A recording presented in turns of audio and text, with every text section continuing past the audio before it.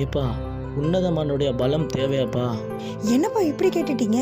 இயேசுவின் தாயாகிய மரியாளுக்கு டாப் ரேஞ்சான ஹாஸ்பிட்டலில் பிரசவம் நடக்கல, ஸ்பெஷாலிட்டியான ஹாஸ்பிட்டலில் பிரசவம் நடக்கல.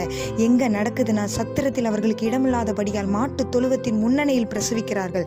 அப்போ மரியாளுடைய வாழ்க்கை எப்படிப்பட்டதான ஒரு வைராக்கியமான வாழ்க்கை பாருங்க. இதற்காக தான் தேவதூதன் மரியாளிடத்தில் சொல்கிறார், உன்னதமானவருடைய பலம் உண்மையில் நிழலிடும் என்று. பலம் தருவது நம்ம சும்மா இருக்கிறதுக்கு இல்லைங்க, வைராக்கியமான வாழ்க்கை வாழ்வதற்கு. மரியாள் வாழ்க்கை எப்படிப்பட்ட வாழ்க்கை தெரியுமா? முதலாவது கர்ப்பம் தரித்த உடனே அவர்கள் எழுந்து தீவிரமாய் மலைநாட்டிற்கு போய் எலிசபெத்தை சந்திக்கிறார்கள். அவர்களோடு ஏறக்குறைய 3 மாதம் தங்கியிருக்கிறார்கள். வாகன வசதி இல்லாத காலகட்டம். 2025 வருடத்திற்கு முன்பதாக நடந்த சம்பவம்.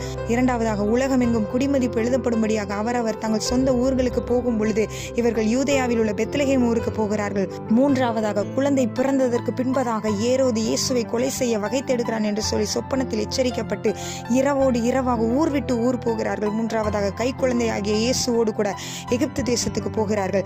அப்ப உன்னதமானவருடைய பலம் மரியாளுக்கு நிச்சயம் தேவைதானங்க.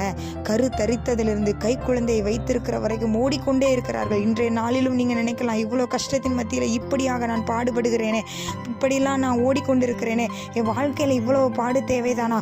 மரியாளும் கூட யோசித்திருக்கலாம், இவ்வளவு பாடு எனக்கு தேவைதானா என்று. ஆனால் அவைகள் பாடு அல்ல, உன்னதமானவருடைய பலம் உங்களை நடத்துகிறது என்று அர்த்தம். எனவே மரியாளை நடத்தின அதே தேவன் இன்று நம்மோடும் கூட இருக்கிறார். அவருடைய பலத்தால் நம்மை நிரப்புவார், நடத்துவார். ஆமென்.